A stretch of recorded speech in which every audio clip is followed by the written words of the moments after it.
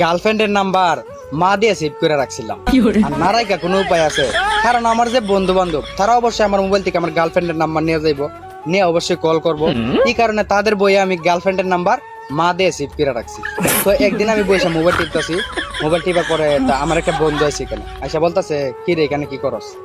আমি কই এখানে নাচতাছি। বেটা নাচতাছি মানে? আমি কই তুই দেখতাছিস আমি এখানে বসে মোবাইল চাপতাছি, তারপরে কেন বলস আমি কি করি? ও আচ্ছা ঠিক আছে মোবাইল চাপতাছিস। আমি কই হ্যাঁ। তখন আমার বন্ধুর মতলব দিয়ে বিষয় একটা ভালো না। সে বলতাছে, বন্ধু কয়েকবার তোদের বাড়িতে গেছিলাম না? আমি কহ গেছিলি।